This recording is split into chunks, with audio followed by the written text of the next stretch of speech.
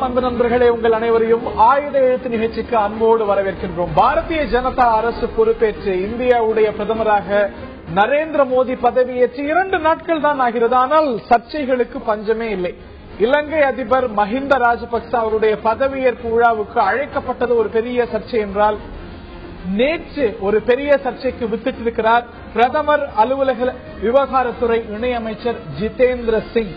காஷ்மீருக்கு சிறப்பு அந்தஸ்து வழங்கக்கூடிய ஆர்டிகிள் 370 திரும்ப பெறத்துக்கான அத்தனை முயற்சிகளையும் பேச்சுவார்த்தையெல்லாம் ஏற்கனவே துவங்கிவிட்டோம் என்று அவர் சொல்லியிருப்பது மிகப்பெரிய சர்ச்சையை ஏற்படுத்தியிருக்கிறது. காஷ்மீருடைய முதலமைச்சர் இதை கடுமையாக சாடி இருக்கிறார். ஆர்டிகிள் 370 காஷ்மீருடைய சிறப்பு அந்தஸ்து பின்பற்றப்படுமையானால், அது திரும்ப பெறப்படுமையானால் காஷ்மீர் இந்தியாவுடைய ஒரு பகுதியாகவே இருக்காது என்ற அளவில் எச்சரிக்கை விடுத்திருக்கிறார் காஷ்மீருடைய முதலமைச்சர் உமர் அப்துல்லா. இந்த சர்ச்சைகள் எல்லாம் காட்டுவது என்ன? இந்த ஆர்டிகிள் 370 காஷ்மீருக்கு சிறப்பு அந்தஸ்து வழங்கக்கூடிய இந்த பிரிவை திரும்ப பெறுவோம் என்று பாஜகவுடைய நிலைப்பாடு என்ன காட்டுகிறது? வளர்ச்சி என்ற போர்வையில் இந்துத்துவத்தை அவர்கள் முன்மொழிகிறார்களா? அதைத்தான் பிரதானப்படுத்துகிறதா பாரதிய ஜனதா அரசு? அல்ல, ஆர்டிகிள் 370 காஷ்மீருக்கான இந்த சிறப்பு அந்தஸ்து திரும்ப பெறப்பட வேண்டியது தானா? இதைத்தான் இந்த நிகழ்ச்சியில் விரிவாக நாம் அலச இருக்கின்றோம். இதை விரிவாக பார்ப்பதற்கு முன்பாக ஆர்டிகிள் 370 என்ன, இந்த சிறப்பு அந்தஸ்து காஷ்மீருக்கு என்னென்ன விஷயங்களை கொடுக்கிறது, இது பற்றி முதல்ல விரிவாக விளக்குகிறார் எமது சிறப்பு செய்தியாளர் சலீம். இந்திய அரசியல் சாசனம் ஆர்டிகிள் 370 என்ன அப்படின்னு சொல்லி நாம பார்த்தோம்னா, அதுல ஜம்மு அண்ட் காஷ்மீர் மாநிலத்திற்கு என்று ஒரு சில தனி சிறப்பு அந்தஸ்துகள் வழங்கப்பட்டிருக்கின்றது. ஏன் இந்த மாதிரி ஜம்மு அண்ட் காஷ்மீர் மாநிலத்துக்கு மட்டும் தனி சிறப்பு அந்தஸ்து வழங்கணும் அப்படின்னு சொல்லி நாம தெரிஞ்சுக்க சுமார் 67 வருடத்திற்கு பின்னாடி போக வேண்டியிருக்கு. இந்தியா பாகிஸ்தான் ஹிந்துஸ்தானா இருந்த நாடு இந்தியா பாகிஸ்தானாக தனித்தனியே பிரிந்தது. அப்பொழுது ஜம்மு அண்ட் காஷ்மீர் ஒரு குட்டி நாடு. அந்த குட்டி நாட்டை ஆட்சி செய்தவர் ராஜா ஹரிசிங் என்ற அரசர். ஜம்மு அண்ட் காஷ்மீர் தனி நாடாக இருக்கவே விரும்பியது. பாகிஸ்தான்ல இருக்க பழங்குடியினர் பாகிஸ்தானின் உதவியோடு ஜம்மு அண்ட் காஷ்மீர்ல படையெடுத்தார்கள். ராஜா ஹரிசிங் இந்தியாவுடன் வந்து உதவி கேட்டார். இந்தியா என்ன சொன்னாங்க, இந்தியாவுடன் உங்கள் நாட்டை நீங்கள் இணைத்துக் கொண்டால் நாங்கள் உதவி செய்கிறோம் அப்படின்னு சொன்னதை அடுத்து இந்தியாவுடன் தன் நாட்டை இணைத்துக் கொள்ள ராஜா ஹரிசிங் பல ஒப்பந்தங்களை கையெழுத்திட்டார். இந்திய ராணுவம் ஜம்மு அண்ட் காஷ்மீரை மீட்பதற்காக ஜம்மு அண்ட் காஷ்மீர் உள்ளே போனது. இந்தியா பாகிஸ்தான் போர் வந்தது. 2 பேருக்கும் சண்டை நடந்தது. ஐநா வந்து அமைதி பேச்சுவார்த்தை நடத்தி வச்சாங்க. பாகிஸ்தான் ஜம்மு அண்ட் காஷ்மீர்ல ஒரு பகுதியை ஆக்கிரமிப்பு செஞ்சுக்கிட்டாங்க. பிற்காலத்தில் இது சீனாவிற்கும் கொஞ்சம் முட்டு கொடுத்தாங்க. அதனால பாகிஸ்தான் சீனா 2 பேரும் ஜம்மு அண்ட் காஷ்மீர்ல ஆக்கிரமிப்பு செய்து வச்சிருக்காங்க. ஜம்மு அண்ட் காஷ்மீருக்கு என்று ஒரு சில தனி சிறப்பு அந்தஸ்துகள்லாம் இருக்கு அப்படின்னு சொல்லியிருந்தோம். உதாரணத்துக்கு இந்திய மற்ற மாநிலங்கள்ல இல்லாத அளவுக்கு ஜம்மு அண்ட் காஷ்மீருக்கு அப்படின்னு சொல்லிட்டு ஒரு அரசியல் சாசனம் இருக்கு. மத்திய அரசு, இந்திய மத்திய அரசு என்னென்ன முடிவுகள் எடுக்கிறாங்களோ அது எல்லாத்தையும் ஜம்மு அண்ட் காஷ்மீர்ல அப்படியே அமல்படுத்திவிட முடியாது. ஒரு சில முக்கிய பாதுகாப்பு மற்றும் வெளியுறவுத்துறை முடிவுகள் மட்டுமே அமல்படுத்த முடியும். மற்ற முடிவுகள்லாம் ஜம்மு அண்ட் காஷ்மீரோட ஸ்டேட் அசம்பிளி ஒப்புக்கொண்டால் மட்டும்தான் அமல்படுத்த முடியும். ஜம்மு அண்ட் காஷ்மீருக்கு என்று ஒரு தனி கொடி உள்ளது. ஜம்மு அண்ட் காஷ்மீரில் நம்ம ஊர்ல எல்லாம், நம்ம மற்ற மாநிலங்கள்லாம் 5 வருடத்திற்கு ஒரு முறைதான் தேர்தல் நடக்கும். ஜம்மு அண்ட் காஷ்மீர்ல மட்டும் 6 வருடத்திற்கு ஒரு முறை தேர்தல் நடக்கும். ஜம்மு அண்ட் காஷ்மீர்ல நம்ம நிலங்கள் வாங்கிவிட முடியாது. இந்த மாதிரி பல சிறப்பு சட்டத்திட்டங்கள் ஜம்மு அண்ட் காஷ்மீருக்கு என்று உள்ளது.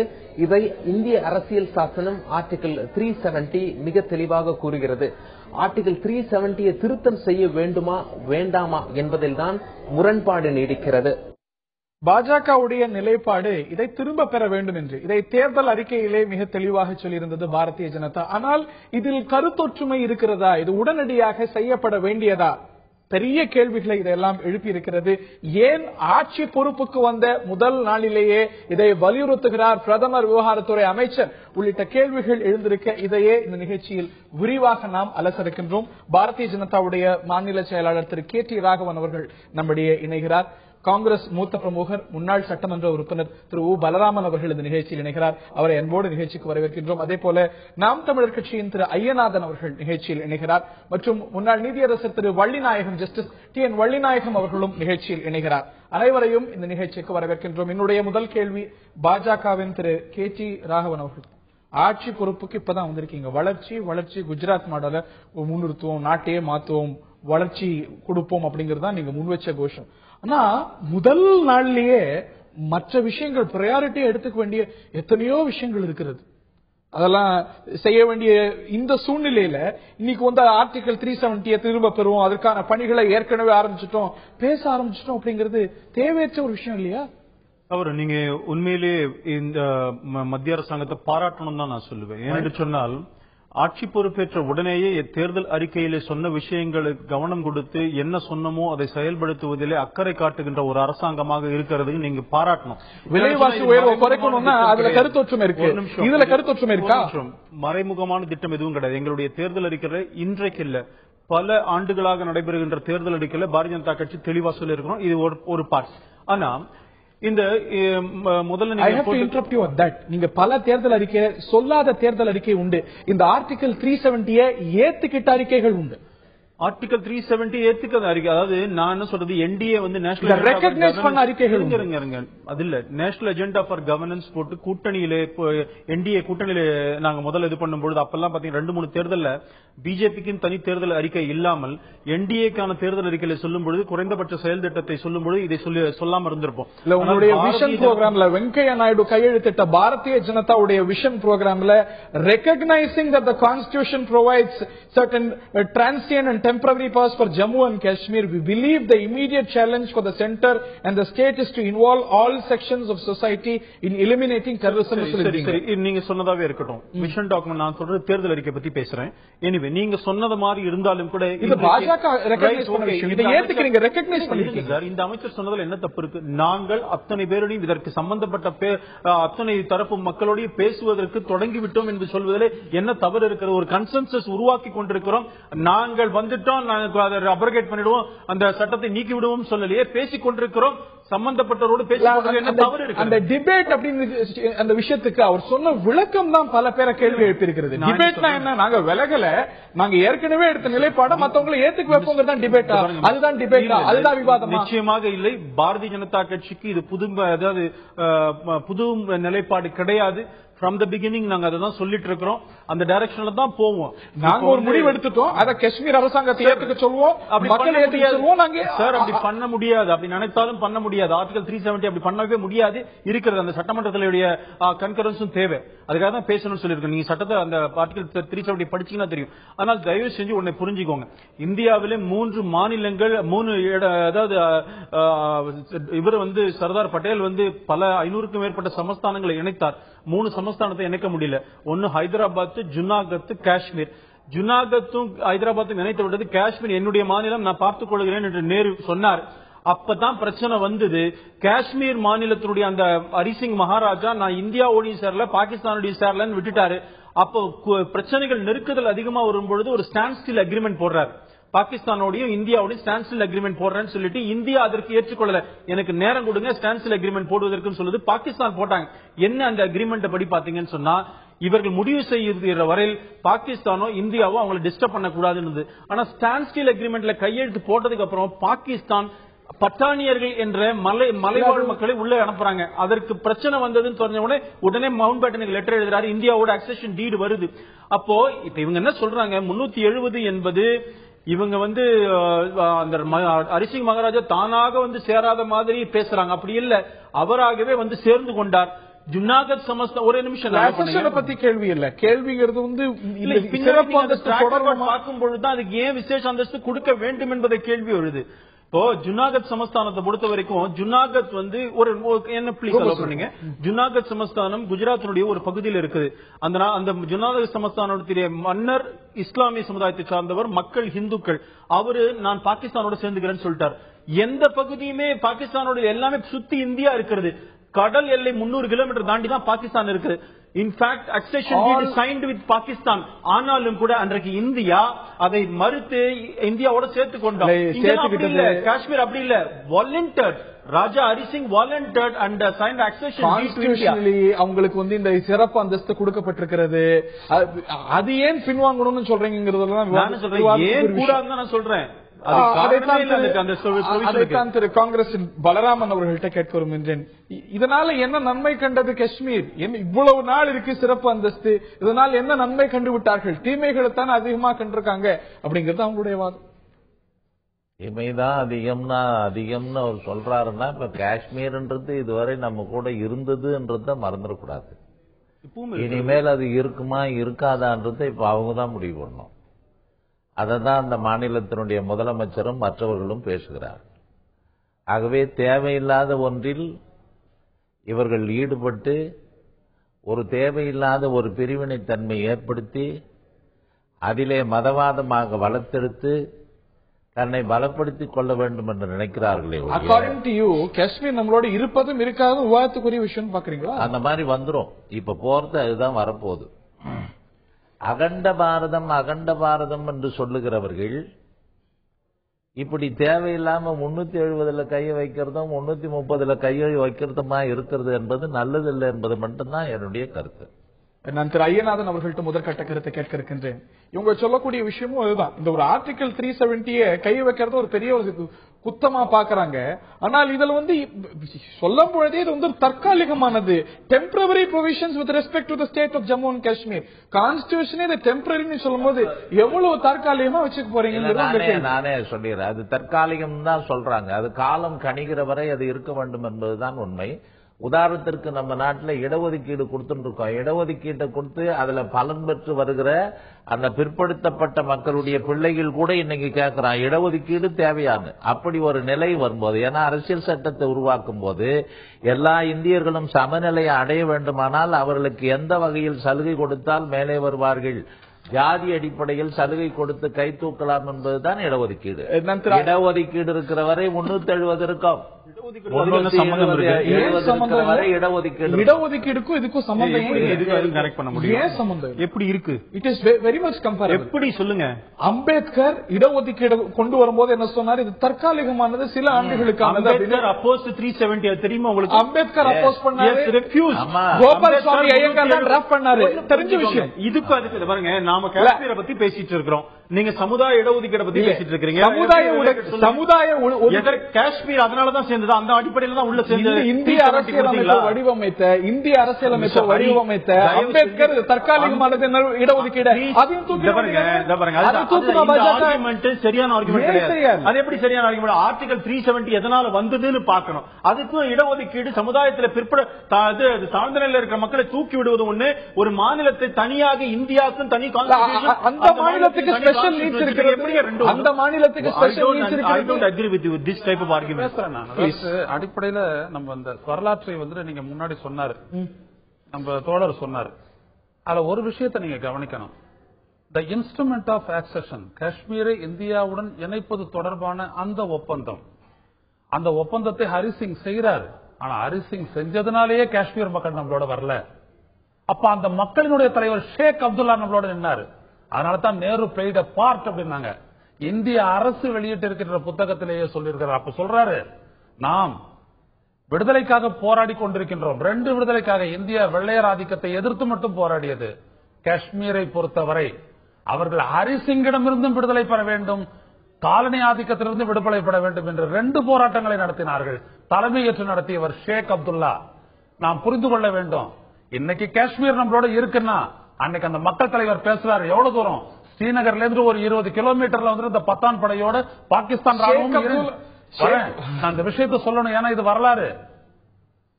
வரலாறு. அப்ப வந்து கொண்டிருந்த போது பெரிய மக்கள் திரளை கூட்டி அவர் பேசுகிறார். அந்த படை இந்திய அரசால் வெளியிடப்பட்டிருக்கிறது. அப்ப அவர் கேள்வி கேட்கிறாரு, இந்தியாவோட தான் நாம் இருக்கணும், நம்மளுடைய உரிமைகளை காப்பாற்றணும். அப்படிப்பட்ட ஒரு சூழல் இப்ப ஏற்பட்டிருக்கு. இந்த முடிவை எடுத்ததற்காக என்னை நீங்கள் துரோகி ஷேக் Abdullah was arrested and India standard அதெல்லாம் பேசப்பட்டிருக்குது சொல்றேன். அப்போ அவர் சொல்றாரு, இந்த முடிவை இந்தியாவுடன் தான் நாம் இணைந்து நிற்க வேண்டும் என்கின்ற முடிவை நான் எடுத்ததற்காக என்னை நீங்கள் துரோகி கஃபீர் என்று நினைப்பீர்களானால் அதற்காக என்னையும் என் குடும்பத்தையும் முதலில் அழியுங்கள். ஆனால் நான் சொல்வது நமது எதிர்காலத்திற்கும் நமது சந்ததியினுடைய எதிர்காலத்துக்கும் சரியாக இருக்கும் என்றால் நீங்கள் ஆதரியுங்கள் என்று சொன்னதனால் இந்த இன்ஸ்ட்ருமெண்ட் ஆஃப் ஆக்சன் என்று சொல்லக்கூடிய ஹரிசிங் கையெழுத்திட்டது நமக்கு பலமாக நின்றது. ஆனால் நம்முடைய இவர்கள் சொல்கிறார்களே, இந்த மாகாணத்தை சேர்த்தார், அந்த மாகாணத்தை சேர்த்தார், ஜுனாகத்தை சேர்த்தார் என்று அந்த பட்டியல் இவரை தூக்கி உள்ளே வைத்தார். அதைத்தான் மகாத்மா காந்தி குறிப்பிட்டார். நன்றாக நீங்கள் புரிந்து கொள்ளுங்கள்.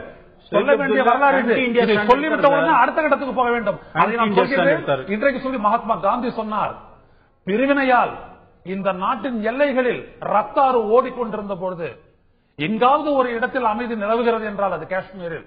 அது அப்ப சொன்னாரு, அந்த இருளிலும் ஓர் ஒளிக்கீற்று என்று ஷேக் அப்துல்லாவை குறிப்பிட்டார் மகாத்மா காந்தி. நீங்கள் இந்த வரலாறை மறந்துவிட்டு இது ஏதோ காஷ்மீர் அப்படின்றத வந்துட்டு நாளைக்கு நம்ம நினைச்சபடி செய்யலாம் அப்படின்றது இல்ல. அதற்கு பின்னால் இந்திய விடுதலை போராட்டத்தினுடைய ஒரு மிகப்பெரிய வரலாறு இருக்கின்றது. 1948 மார்ச் 5ஆம் தேதி கையெழுத்திடப்பட்ட இன்ஸ்ட்ருமெண்ட் ஆஃப் ஆக்சஷன் என்பது இந்தியாவினுடைய அரசமைப்புக்கு இணையான மரியாதையும் முக்கியத்துவமும் கொண்டது என்பதை நாம் மறந்துவிடக்கூடாது. நீண்ட வரலாறு, நீண்ட விவாதங்கள். இந்த நிலையில நேர்களுடைய பார்வையும் கேட்டிருக்கோம். இந்த விஷயத்துல நீங்களும் உங்களுடைய பார்வைகளை பதிவு செய்யலாம். இதற்கான நோக்கம் என்ன என்று கேட்டிருக்கோம். உங்களுடைய பார்வையில உங்களுடைய பதில்களை பதிவு செய்யலாம். மேலும் இது சார்ந்த பல கேள்விகள் எழுந்திருக்கேன். இந்த ஒரு ஆர்டிகிள் 370 இந்த சிறப்பு அந்தஸ்தை பின்வாங்குவது அப்படிங்கிறது அத்தனை சாதாரண விஷயமா?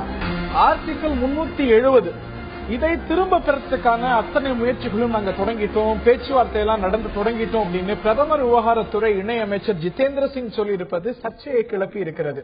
காஷ்மீருக்கு சிறப்பு அந்தஸ்து வழங்கக்கூடிய இந்த பிரிவை திரும்ப பெறுவதா? இந்த பேச்சுக்கே இடமில்லை. ஒன்னு இந்த பிரிவு இருக்கணும், இல்லைன்னா காஷ்மீர் இந்தியாவில் இருக்காது என்ற அளவில் காஷ்மீருடைய முதலமைச்சர் பேசியிருக்கிறார். இவையெல்லாம் பெரிய சர்ச்சையை ஏற்படுத்தி இருக்க இந்த சர்ச்சை இந்த தருணத்தில் தேவையானதா? பாஜகவுடைய பிரையாரிட்டி ஹிந்துத்துவம் சார்ந்த விஷயங்கள் தானா, டெவலப்மெண்டா? இது போன்ற பல கேள்விகள் எழுந்திருக்க இதையெல்லாம் இந்த நிகழ்ச்சியில் விரிவாக நாம் அலசி வருகின்றோம்.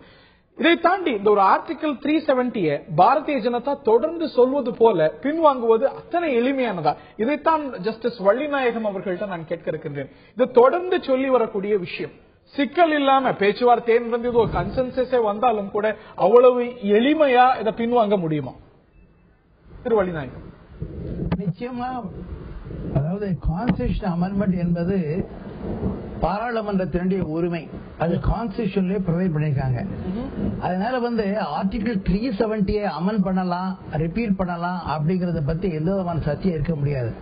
அதுல ஒரே ஒரு கண்டிஷன் என்ன போட்டிருக்காங்கன்னா, அந்த காஷ்மீர் பார்லிமெண்டினுடைய, அதாவது அவருடைய சட்டசபையினுடைய ஒப்புதல் தேவை அப்படின்னு ஒரு கண்டிஷன் போட்டிருக்காங்க. நாம ஒரு யோசிச்சு பார்க்கலாம். சப்போஸ் அவங்க அந்த சட்டசபை ஒப்புதல் கொடுக்க மறுத்து விட்டால் அதோட தீர்மானம், அதாவது அமெண்ட்மெண்ட் பண்ண முடியுமா முடியாதா அப்படின்னு யோசிச்சு பாத்தீங்கன்னா, கான்ஸ்டிடியூஷன் சுப்ரீம் என்பதில் எந்த விதமாக இருக்க முடியாது. மேலும் நீங்க வரலாறு எடுத்து பாத்தீங்கன்னா, கவர்னர் ஜக்மோகன் சிங் இருக்கும்போது நிச்சயமாக 370 ரிமூவ் பண்ணிடலாம் அப்படின்னு ஒப்பீனியன் கொடுத்திருக்காரு. MC சாக்லா யுனைடெட் நேஷன்ஸ்ல பேசும்போது நிச்சயமாக நாங்கள் இதை கன்சிடர் பண்றோம், we are going to remove that, it is only temporary measure சொல்லியிருக்காரு. அது மட்டும் இல்லாமல் காஷ்மீர்ல முதல் மந்திரியாக இருந்த இருவர், அவங்க 2 பேருமே சாதிக் அந்த அலின்னு ஒருத்தர், 2 பேருமே நிச்சயமாக ரிமூவ் பண்ணலாம்னு கொடுத்திருக்காங்க. அப்படி இருக்கும்போது நம்ம கான்ஸ்டிடியூஷன் அமெண்ட்மெண்ட் கொண்டு வரது தப்பே கிடையாது. நிச்சயமா காஷ்மீர் தனிப்பட்ட நிலையில் இருக்கிறதுனால எவ்வளவோ சங்கடங்கள், சட்டபூர்வமாக எவ்வளவோ சங்கடங்கள் ஏற்பட்டிருக்கின்றன. அதாவது அந்த தடைகளை நீக்குவதற்காகவும் சட்டம் ஒழுங்கு மற்றும் நம்முடைய நாட்டினுடைய சட்டத்தினுடைய பெனிஃபிட் அத்தனையும் அந்த மக்களுக்கும் சேர வேண்டும் என்பதற்காக நிச்சயமாக 370 ரிமூவ் பண்றதுல தப்பே கிடையாது. அது full power is there with our constitution. And if அடிப்படை கேள்வி, இந்த ஆர்டிகல் 370 இந்த ஒரு சிறப்பு அந்தஸ்து அப்படிங்கிறது கான்ஸ்டிடியூஷன்ல ஒரு பார்ட்டா? இப்போ ஏற்கனவே இந்த ஒரு வழக்குல கான்ஸ்டிடியூஷனுடைய பேசிக் ஸ்ட்ரக்சரை அமெண்ட் பண்ண முடியாதுன்னு உச்ச நீதிமன்றமே சொல்லி இருக்க, இதை அவ்வளவு எளிமையில திரும்ப பெற்ற முடியுமா? நீங்க அந்த ஆர்டிகிள் 370 படிச்சு பாத்தீங்கன்னா, சப்ஜெக்ட் டு ஆர்டிகிள் 238 போட்டிருக்காங்க. கரெக்ட். அந்த ஆர்டிகிள் 238 1956 ரிமூவ் பண்ணிட்டாங்க கான்ஸ்டிடியூஷன்ல இருந்தே. அதனால எது கவர்ன் ஆகுது? Only article 370 remains. அது என்ன சொல்றாங்கன்னா, அமெண்ட்மெண்ட் பண்ண முடியாது எந்த தடையும் இன்டெகிரல் பார்ட் ஆஃப் இந்தியா மட்டுமல்லாமல் it is integral part of the constitution. அதுக்கு தனி ஸ்டேட்டஸ் கொடுக்கணும் அப்படிங்கிறது என்னன்னா, நம்ம அதாவது கான்ஸ்டிடியூஷனுக்கு அவங்களுக்கு தனிப்பட்ட சட்டங்கள் அவங்க நிறைவேற்றலாம், அதுபோல இந்திய நாட்டு சட்டங்கள் அனைத்தும் அவங்களுக்கு அப்ளை ஆகாது அப்படின்னு சில வரைமுறை வீத்திருக்காங்க. இப்ப பாத்தீங்கன்னா அது எந்த டிஃபரன்ஸ் இல்ல. நீங்க ரியல் பிராக்டிகலா பாத்தீங்கன்னா நம்ம சட்டமும் அவங்க சட்டத்திலும் முன்னுக்கு முரணா இருக்கவும் முடியாது. Let us take an example. the Assembly of Jammu Kashmir pass a resolution saying, no, we don't want to join India, we want to join Pakistan சொல்ல முடியுமா? ஆக அவங்களும் நம்முடைய கான்ஸ்டிடியூஷனுடைய அடிப்படை கான்ஸ்டிடியூஷனுடைய அதாவது அவருடைய உரிமைகளை ஒத்துத்தான் அவங்க நீங்க நிலையா இருக்காங்க. நாம என்ன கொடுத்திருக்கோம்னா முதலாக ஜாயின் பண்ணும்போது அரசர் என்ன சொல்றாரு கேட்டீங்கன்னா, அவர் அழகா சொன்னீங்க நீங்க, அந்த அரசர் ஜாயின் பண்ண சொல்ற அவர் மொத்தமாக இந்தியாவோட ஒப்படைக்க தயாராக வராரு. ஆனா நேரு என்ன சொல்றாரு, இந்த ஆட்சியை பொறுப்பை ஷேக் அப்துல்லா கொடுத்துருங்க, ஷேக் அப்துல்லா கொடுத்துருங்கன்னு அவர் கேட்கிறாரு. இன்ஃபேக்ட் இதை சரித்திரத்தை பாத்தீங்கன்னா அதை பார்த்து அவர் ஏன் இப்படி கேட்கிறாருன்னு யோசிக்கிறார். இருந்தாலும் கூட நேரு சொன்ன காரணத்துக்காக அதை சேர்த்துறாங்க. அதனால ஆனா கான்ஸ்டிடியூஷன் பிரகாரம் நம்முடைய அரசியல் சட்ட பிரகாரம் நம்ம நாடு இந்தியாவினுடைய ஒரு பகுதியாக காஷ்மீர் இருக்கிறது. அதுக்கு சில சலுகைகள் கொடுக்கப்பட்டிருக்க அந்த சலுகைகளை வாபஸ் வாங்குறதோ சலுகைகளை கொடுப்பதோ நிச்சயமா கான்ஸ்டிடியூஷனலி சட்டப்பூர்வமாக ரிப்பீல் பண்றதுக்கான ஸ்கோப் இருக்கவே செய்கிறது. பெரிய தடைகள் இல்லை அப்படிங்கிறது உங்களுடைய முதற்கட்ட பார்வை இருக்கு. என்ன காரணம்? இன்னொரு அடிப்படை சட்டத்தை எடுத்துக்கிட்டீங்கன்னா, யார் ஒருவருக்கு கொடுக்கக்கூடிய பவர் இருக்கோ அவனுக்கு எடுக்கக்கூடிய பவர் இருக்கு ஜெனரல் கிளாஸ் ஆக்ட்ல இருக்கு. But at the same time, Constituent Assembly ஒத்துக்கிட்டாதான் அப்படிங்கிற ஒரு விஷயமும் இருக்கிறது. Provided Constituent Assembly ஒத்துக்கிட்டாதான் அப்படிங்கும்போது அது அவ்வளவு எளிமையில நடக்கக்கூடியதா? அதுதான் நான் சொல்ல வரேன். நானு ஏற்கனவே 2 மாநில முதல்வர்கள் ஒத்துருக்கிறாங்க. இன்றைக்கு இருக்கிற முதல்வர் என்ன சொல்ல நமக்கு தெரியாது. மறுத்தாலும் வாங்கக்கூடியதா அப்படிங்கிறது உங்களுடைய முதற்கட்ட பார்வையா புரிஞ்சுக்கிறேன். எனக்கு கொஞ்சம் அதாவது மரியாதைக்குரிய நீதி அரசர் சொல்றாரு பாசிபிலிட்டிஸ் இன்னும் ப்ரொவிஷனே இருக்கு. அந்த ஆர்டிகல் 370 கிளாஸ் 3 பாத்தீங்கன்னா, the president may by public notification declare that this article shall cease to be operative. அதுல ஒரே ஒரு கண்டிஷன் என்னன்னா, provided that the recommendation of the constituent assembly of the state referred to shall be necessary. அதுதான் நான் கேக்குறேன். இப்ப constitution அசெம்பிளியே கிடையாது. இப்ப இருக்கிறது லெஜிஸ்லேட்டிவ் அசெம்பிளி, சட்டப்பேரவை தான் இருக்கிறது. கான்ஸ்டிடியூஷன் அசெம்பிளியோட அனுமதியை வாங்க வேண்டும் என்று சொல்லும் பொழுது அங்க இல்ல.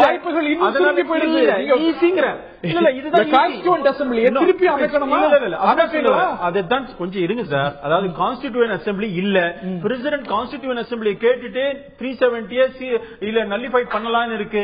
when there is no constituent assembly, அப்ப இப்ப இருக்கிறது legislative assembly.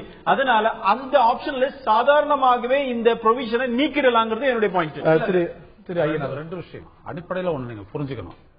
இந்தியா போடக்கூடிய சட்டங்கள் எல்லாமே அங்க பொருந்தும். இப்ப யார் அங்க ஆட்சி தலைவர்? கவர்னர். யார் நியமிக்கிறது? President of India. யார் அந்த முதலமைச்சர் அங்கீகரிக்கிறது? கவர்னர். கவர்னர் யார் அங்கீகரிக்கிறாரு? President of India. நீங்க அந்த நாட்டு மக்களையே கொடூரமான ஒரு அடக்குமுறைக்கு உள்ளாக்கக்கூடிய வரேன்.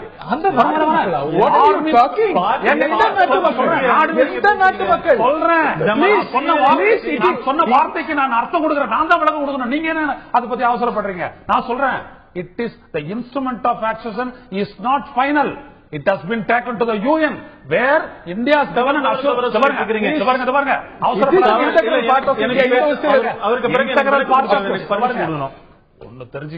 Kashmir is not an integral part of India. விடுதலை பெற வேண்டிய நாடுங்கிறீங்களா? ஆக்சன் ஆகி போச்சு. ஒரே நாடு தானே காஷ்மீர் உள்ளடக்கி இந்தியா ஒரே நாடு தானே. அப்போ இந்தியாவுடைய பிரதமரும் பிரதமர், காஷ்மீருடைய தலைமை அமைச்சர் பேரு பிரதமர். மாத்தியாச்சு தெரியுமா? மாத்துற வரைக்கும் அப்ப அது இன்டெகிரல் பார்ட்டி இல்ல நீங்க சொல்லுவீங்களா? அதுதான் அதுக்கு முன்னாடி ஹைதராபாத்துடைய நவாப் அந்த நாட்டுடைய ஆட்சி தலைவர். அப்ப நீங்க தூக்கிட்டீங்க, இங்க நீங்க ஒத்துக்கிட்டீங்க. டைட்டில் மட்டும் தான் பேருக்கு மாறியது. நீங்க புரிஞ்சுக்கங்க, பிரதமர் என்று சொல்லிதான் அந்த இடத்துல ஒப்பந்தம் போட்டு ஷேக் அப்துல்லா உட்கார வைக்க. What are you suggesting? Kashmir இந்தியாவுடைய பகுதி இல்லைன்னு சொல்றீங்களா? Not final. ஏன்னா சொல்ல வரேன். Answer my question directly. If that would have been the case, answer my question directly. நான் அதான் சொல்லிட்டு இருக்கேன். இந்தியாவுடைய பகுதி இல்ல Kashmir அப்படிங்கறீங்க. access the instrument of accession is not final. if that would have been the case, இவங்க ஏன் ஐநாள் எடுத்துட்டு போயிட்டு அந்த மக்களுடைய கருத்தை கேட்கறோம்னு சொன்னாங்க? ஏன் கருத்தை கேட்கறோம்னு சொல்லி நேரு சொன்னாரு? அது இந்தியா தானே போய் சொல்லி இந்தியா பிழையா பல பேர் பாக்குறாங்க. இந்தியா அன்றைய இந்திய பிரதமர் செய்த பிழையா பல பேர் பார்க்கிறாங்க. கருத்தை கேட்டு இறுதி முடிவு எடுப்பது என்கின்ற கோரிக்கையை இந்தியா முன்வைத்தது, அவங்க முன்வைக்கல. பாருங்க, நீங்க அதிகாரத்தை கொண்டும் உங்களுடைய ராணுவத்தை கொண்டும் அந்த மக்களினுடைய தலைவரை சிறைப்படுத்தி ஒரு அடிமைத்தனத்துக்கு கொண்டு வந்து இந்த நாடாளுமன்றத்தில் செழியன் போன்ற கேள்வி கேட்டதுடைய பிரதமர் முதலமைச்சர் ஆக்கி இருக்கிறாங்க. இதுல கைய வச்சீங்க அப்படின்னோம்னா, நீங்க இதுல கைய வச்சீங்க அப்படின்னோம்னா இது மிகப்பெரிய அளவிற்கு ஒரு பிரச்சனையாக வெடிக்கும். இருங்க சார், இருங்க பிளீஸ். திரு ஐயநாதன் அவர்கள் அந்த காஷ்மீர் பிரச்சனையை பற்றி கொஞ்சம் தவறா நினைச்சுக்கோ, நான் இப்படி சொல்றது தயவு செஞ்சு படிக்கணும் இன்னும் கொஞ்சம். ஏன்னா அதுக்கப்புறம் கான்ஸ்டிடியூஷன் அசம்பிளி கூடி புதிய அரசியல் அந்த லெஜிஸ்லேட்டிவ் அசம்பிளி வந்ததுக்கு அப்புறம் தி அக்செஷன் டீட் அங்க வந்து இது பண்ணி ராட்டிஃபை பண்ணி அதை அக்செப்ட் பண்ணிருக்குது காஷ்மீர் அசம்பிளி. அதை தெரிந்து கொள்ள வேண்டும். புதிய அங்க அரசியல் அமைப்பு வரும்பொழுது, சட்டம் வரும்பொழுது அதை ஏற்றுக்கொண்டிருக்கிறது. அதுக்கு ரெசல்யூஷன் இருக்குது. நீங்க சொல்றீங்களே யூஎன்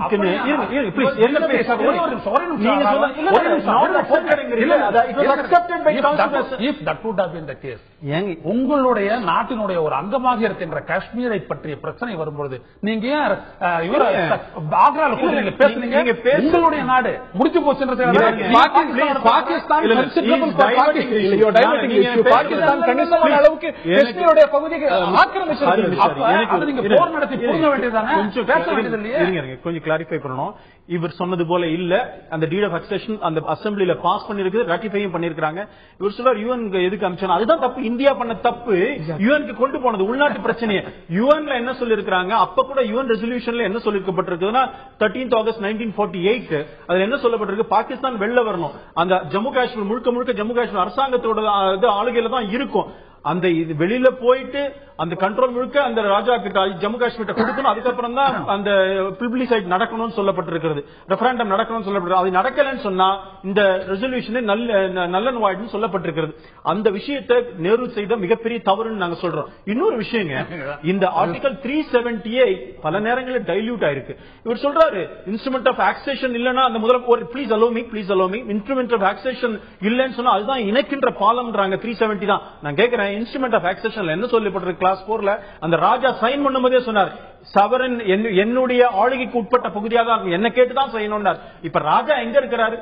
அந்த அக்செஷன் டீடை ஏற்றுக்கொண்டதில்லை இந்தியா. மவுண்ட் பேட்டன் கையெழுத்து போட்டு ஏற்றுக்கொண்டதில்லை. அந்த அக்செஷன் டீட்ல சொன்னாரே எனக்கு அதிகாரம் இருக்கணும்னு, அப்படி சொல்லி ஏற்றுக்கொண்டதே ராஜாவே இன்னைக்கு இல்ல. நீங்களே சொன்னீங்க ஆர்டிகல் 370 இஸ் டைல்யூட்டட் அப்படினா இல்ல டைல்யூட்டட் இல்ல, பிறகு அது என்ன ஆபத்து ஏற்படுத்தும்? இன்னும் சில பிரச்சனைகள் இருக்குது. அதாவது அந்த மாநிலத்துக்கு தனி பிரதமர் தனி ஜனாதிபதி இருந்தாங்க, அவங்களெல்லாம் இப்ப இல்ல. ஆனால் மிகப்பெரிய பிரச்சனை வெளி மாநிலத்தை சார்ந்தவர்கள் அங்கே நிலங்கள் வாங்க முடியாது.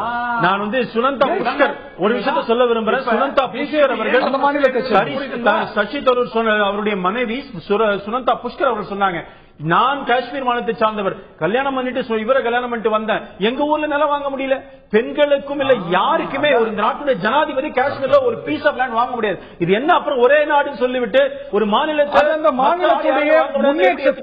மாநிலத்துடைய முன்னேற்றத்தை தடைப்படுத்தி இருக்கிறது. ஆகிய காரணத்தினால் இதை நாங்கள் தடுக்க முற்படுகின்றோம் அப்படின்னு சொல்ல, இது இந்த ஒரு வாதம் நியாயமானது தான். ஆர்டிகல் 370 காஷ்மீருக்கு சிறப்பு அந்தஸ்து கொடுக்கக்கூடிய இந்த ஆர்டிக்கலை நாங்கள் திரும்ப பெற அத்தனை முயற்சிகளும் தொடங்கிவிட்டோம். பேச்சுவார்த்தையெல்லாம் ஏற்கனவே ஆரம்பிச்சாச்சு, விவாதிக்க வேண்டியதான், பின்வாங்க வேண்டியதான் என்ற ரீதியில் மூத்த அமைச்சர் பிரதமர் விவகாரத்துறை இணையமைச்சர் ஜிதேந்திர சிங் பேசியிருப்பது சர்ச்சையை கிளப்பியிருக்கிறது. இதற்கு எதிர்வினையாற்றும் வகையில் காஷ்மீருடைய முதலமைச்சர் ஆர்டிகல் 370 காஷ்மீருக்கு சிறப்பு அந்தஸ்து இல்லை என்றால் இந்தியாவுடைய அங்கமாக காஷ்மீர் இருக்காது என்று சொல்லி இருப்பதும் கூட சர்ச்சையை ஏற்படுத்தி இருக்கிறது. பின்வாங்க வேண்டியதா ஆர்டிகல் 370? இதைத்தான் இந்த நிகழ்ச்சியில் விரிவாக நாம் பேசி வருகின்றோம். நான் திரு பலராமன் அவர்கள்ட்ட, காங்கிரஸ் கட்சியின் திரு பலராமன் அவர்கள்ட்ட கேட்க இருக்கின்றேன். நீங்களுமே ஏத்துக்கிறீங்க, அரசியலமைப்பே அதான் சொல்லுது, இது தற்காலிகமானதுன்னு. தற்காலிகமா வச்சுக்கணும் அப்படிங்கிறது தான் இதை வடிவமைத்த கோபால்சாமி ஐயங்கார்ல இருந்து நேருடைய எல்லாருடைய எண்ணமாகவும் இருக்குது. இது வந்து நிரந்தரமா இருக்கணும் அப்படிங்கிற ஒரு குரல் தான் எதிர்ப்பு குரல்ல இருந்து வருகிறது. நீங்களும் அதை ஆதரிக்கிற மாதிரி பேசுறீங்க. இந்த ஒரு நிலையை சகஜப்படுத்தி இதை பின்வாங்கணும் தானே நீங்க பேசணும், மறாத வச்சுட்டே இருக்கணுங்கிறதுக்கான ஒரு குரல் தானே கொடுக்குறீங்க. இல்ல, எது இருக்கலாம் அப்படின்றது காலம்தான் நிர்ணயிக்கின்றது தான் இதுல அடிப்படை.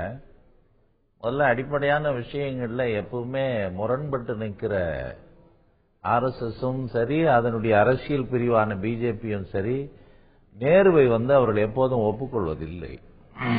ஏன்னா அவர் மதம், ஜாதி, இனம், மொழி என்று எல்லை கடந்த மனிதர் என்பதால் அவர் இவர்கள் ஏற்பதில்லை. நேரு காஷ்மீர் விஷயத்தில் இதை பண்ணார், அப்படி பண்ணார் என்ற மிகப்பெரிய குற்றச்சாட்டு சொல்வது, நேரு அவர்கள் ஐநா சபைக்காக இதை கொண்டு போனார் என்று குற்றம் சாட்டுவது, அதை இன்னும் கூர்ந்து நாம் படித்தோமானால் ஒன்று தெரியும். மவுண்ட் பேட்டன் தான் இதையெல்லாம் இயக்கி இருக்கிறார். அன்று நேரு அவர்கள் இந்த நாடு சுதந்திரம் அடைந்த உடனேயே இந்த நாட்டை எப்படி பராமரிக்க போகிறோம் என்று அச்சப்பட்டார்.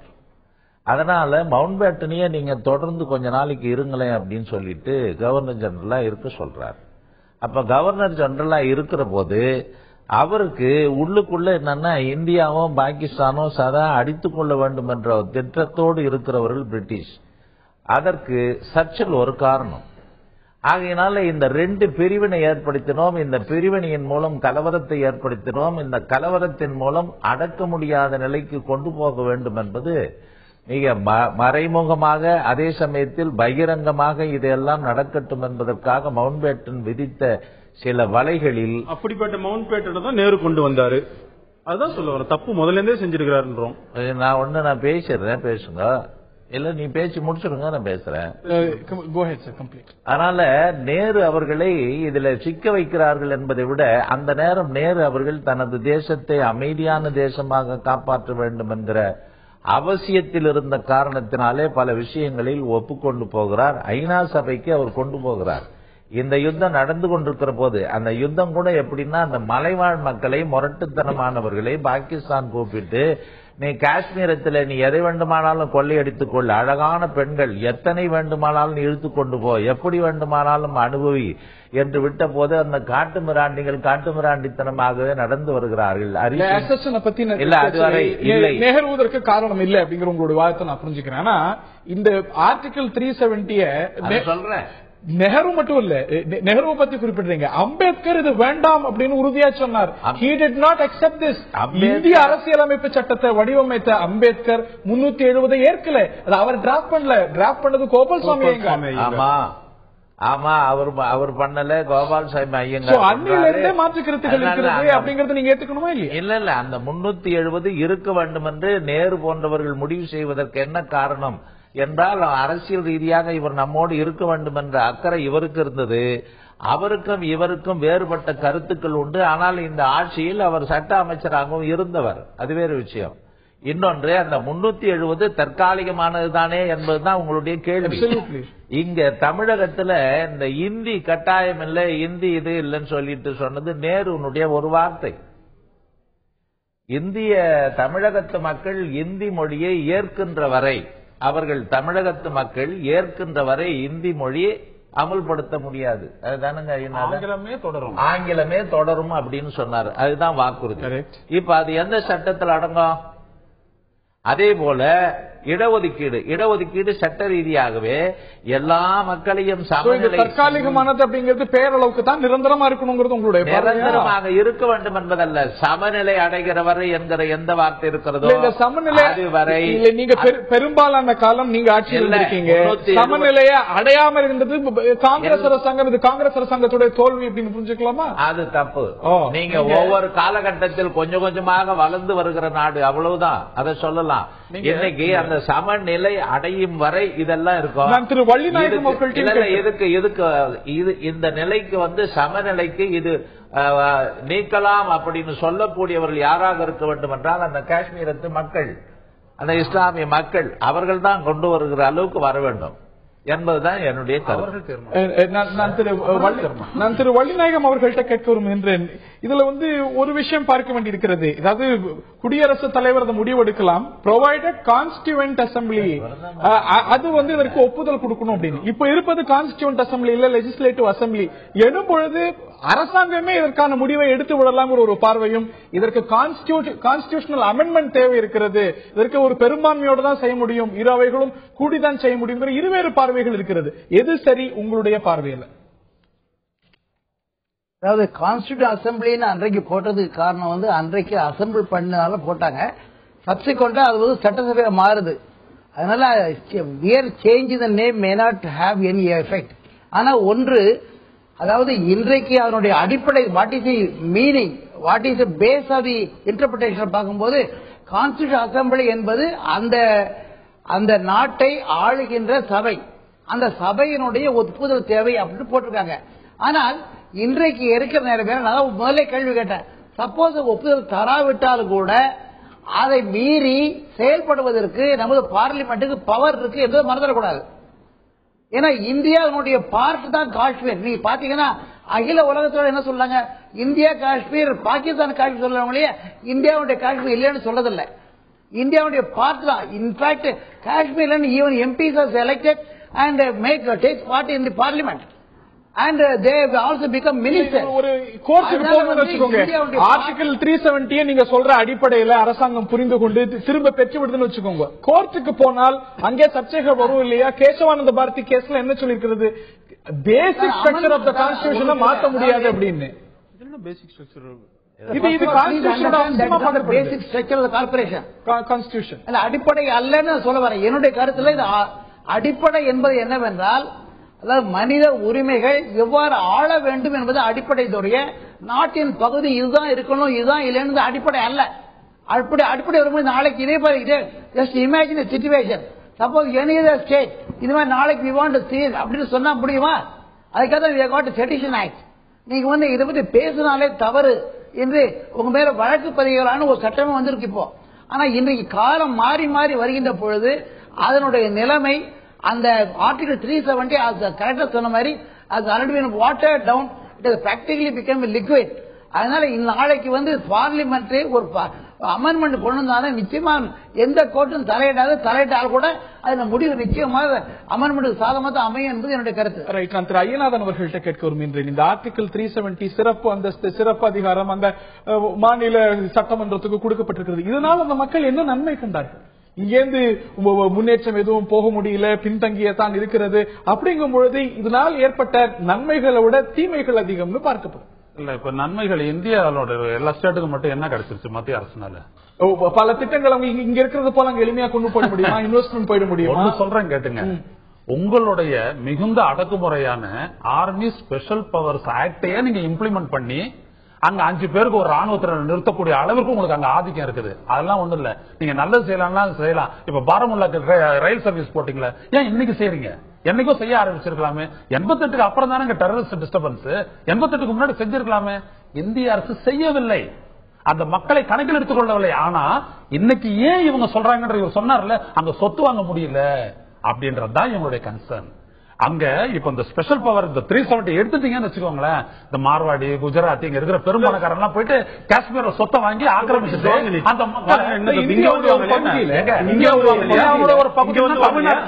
ஐயநாதன் மும்பைல சொத்து வாங்கலாமா? வாங்கலாம், என்ன தப்பு இருக்கு?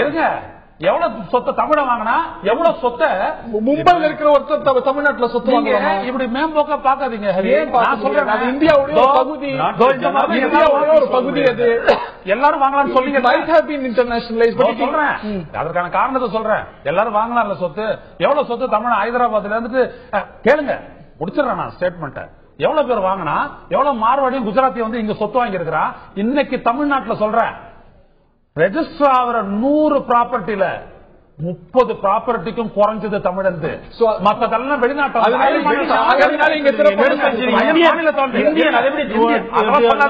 அப்புறம் எதுக்கு தமிழ்நாடு? பாருங்க,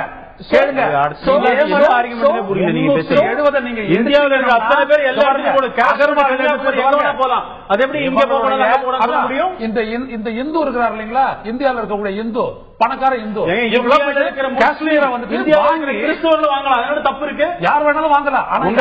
இந்த மாதிரி எண்ணத்தினால வாங்குவாங்க. இந்த மாதிரி சொத்தாக்கி லட்சுமி ஸ்ரீநகர் பங்கு போட்டு நாட்டுடைய பணக்காரர்கள் வாங்கி அந்த நாட்டு மக்களை அனாதையா விட்டுறதுக்கான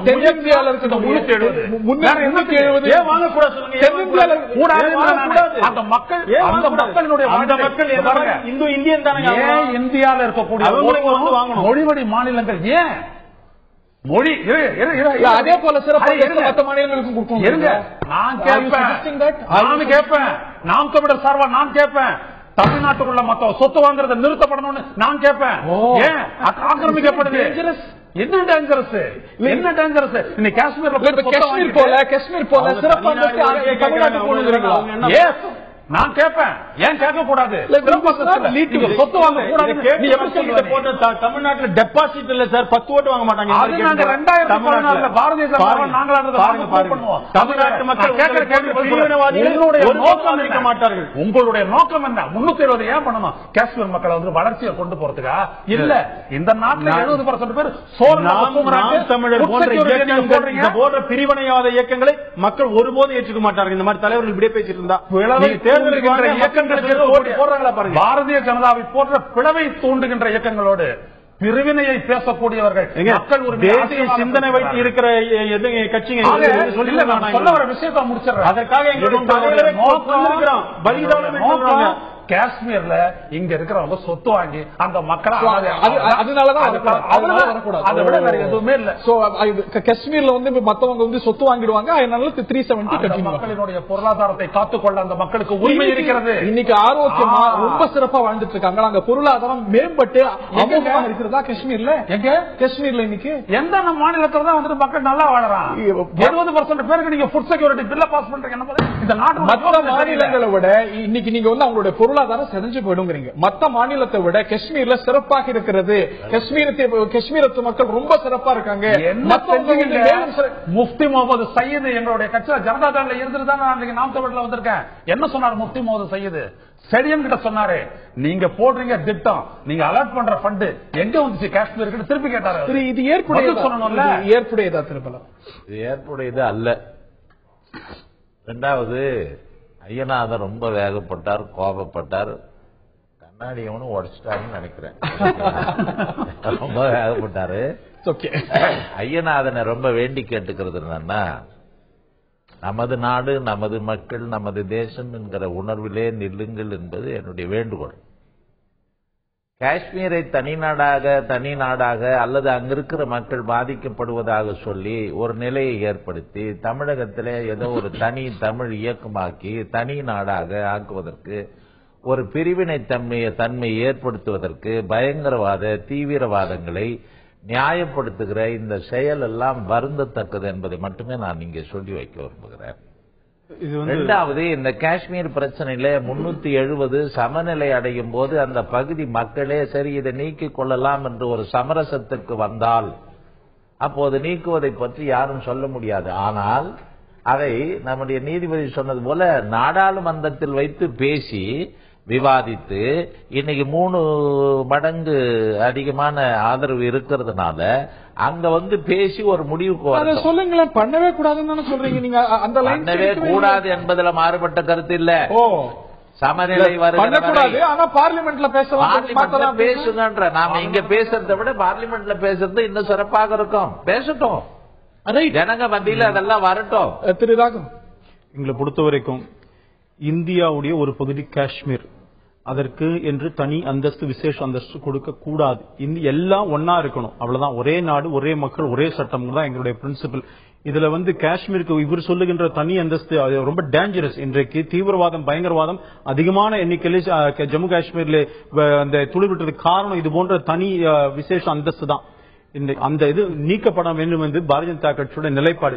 இதுல வந்து தனி அந்தஸ்தை திரும்ப பெறுவோம்னு சொன்ன உடனே இவ்வளவு நாள் பேசாத காஷ்மீரத்து அரசியல் தலைவர்கள் இது என்ன சொல்றாங்க, இந்தியால இருக்கணுமா இல்லையா அப்படிங்கிற விஷயத்தையே பரிசீலனை சொல்றாங்க. இது நல்ல குடும்பம், ஷேக் அப்துல்லா குடும்பம் காஷ்மீர்ல அவங்களே அதிகார மையத்தில் இருக்கணுங்கிறதுக்காக இவர்கள் இப்படி பேசிக் கொண்டிருக்கிறார்கள். மெஹபூபா முஃப்தி, ஷேக் அப்துல்லா யாருக்குமே பிரதான கட்சிகள் 2004 அங்க உயர்நீதிமன்றம், ஜம்மு காஷ்மீர் உயர்நீதிமன்றம் இந்த பெண்கள் அந்த சொத்து வாங்க முடியாது, கல்யாணம் திருமணம் ஆகி வெளில போயிட்டோம்னா காஷ்மீர் பெண்கள் அந்த மாநிலத்தை சொத்து வாங்க முடியாதுங்கிற பிரச்சனை வரும்போது நீதிமன்றத்தில் அந்த கேஸ் வருது.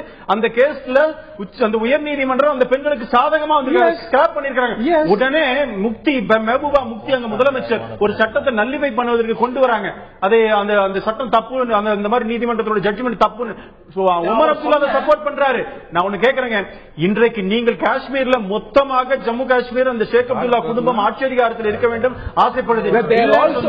வேற யார் ராஜாக்கு தானே அதிகாரம் கொடுக்கணும். உமர் அப்துல்லா ஸ்டேக் ஹோல்டர் இல்ல, உமர் அப்துல்லா ஸ்டேக் ஹோல்டர் இல்ல, மெஹபூபா முக்தி ஸ்டேக் ஹோல்டர் இல்ல. வேற யார்கிட்ட பேச்சுவார்த்தை நடத்துவீங்க? வேற யார்கிட்ட பேச்சுவார்த்தை நடத்துவீங்க? விவாதிக்கிறோம். நான் என்ன கேட்கிறேன், பேச்சுவார்த்தை நடத்துவது இருக்கட்டும். யார்கிட்ட நீங்க என்ன சொல்றீங்க? செய்யணும் சொல்லல, விவாதிக்கிறோம் சொல்றீங்க. வேற யார்கிட்ட விவாதிக்கிறீங்க? முதல் கேள்வி ஆக்சேஷன் டீட்ல சொன்னதுபடி ராஜாக்கு தானே அங்க அதிகாரம் கொடுக்கணும். ராஜா ஹரிசிங் எங்க போனார்? அவருடைய மகன் இப்ப கரண் சிங் இருக்கிறார், காங்கிரஸ்ல தான் இருக்கிறார் கரண் சிங். அவரை நீங்க ராஜாவாக்கி இருக்கணும்ல, கவர்னரா போட்டீங்களா இன்னொருத்தர? ஏன் அப்ப ஆக்சேஷன் டீட்ல சொன்னதுக்கு எதையாவது அங்கே நடந்திருக்கிறதா? வேண்டுமென்றே மாற்றிவிட்டு எடுத்துட்டு ராஜா போட முடியாது. முதல்ல நீங்க தலைக்கீழ ஆக்கிடாதீங்க.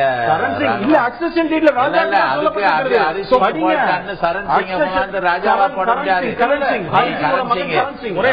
இன்னைக்கு நீங்க சொல்றீங்க பாருங்க, மோடி தர்பார்னு அந்த வார்த்தைகளை முதல்ல பயன்படுத்தாரு. காஷ்மீருக்கு வந்து சிறப்பு அந்தஸ்து கொடுத்ததுனால தான் அங்க தீவிரவாதம் வந்துச்சுன்னு எவ்வளவு பெரிய முரண்பட்ட பார்வை, எவ்வளவு உண்மை அடிப்படையானது பாருங்க.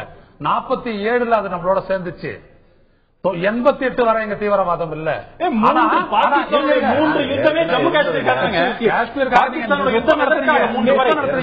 ஒரு நீண்ட வரலாறு ஆகியனால விவாதம் நின்று கொண்டேதான் போகும். இந்த நிலை நேர்கள் டீம் கேட்டிருந்தோம், பிரிவு 370 நீக்கும் முயற்சிக்கு காரணம் என்னவாக இருக்கும் நேர்களே என்று கேட்டிருந்தோம். நேர்களுடைய பார்வை இதோ.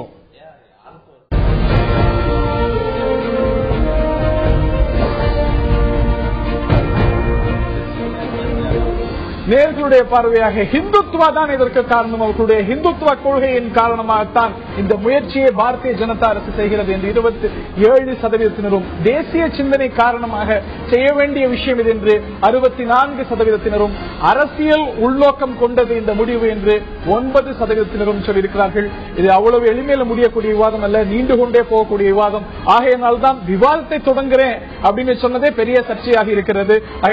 இது வந்து பார்லிமெண்ட் செய்ய போகிறதா, அரசாங்கம் செய்து விடுமா, அப்படியே செய்தாலும் முடியக்கூடிய விஷயமா, எல்லாருடைய நம்பிக்கையும் பெறுவது அவ்வளவு சுலபமான விஷயமா, இந்த கேள்விகள் எல்லாம் எழுந்திருக்க இந்த தருணத்தில் நாம் இந்த நிகழ்ச்சியை நிறைவு செய்தாக வேண்டும். இந்த நிகழ்ச்சியில் பங்கு பெற்ற திரு வள்ளிநாயகன், திரு ஐயநாதன், திரு உ பலராமன் மற்றும் திரு ராகவன் மற்றும் பார்த்த நேயர்களுக்கு நன்றி தெரிவித்து விடைபெறுகின்றோம். வணக்கம்.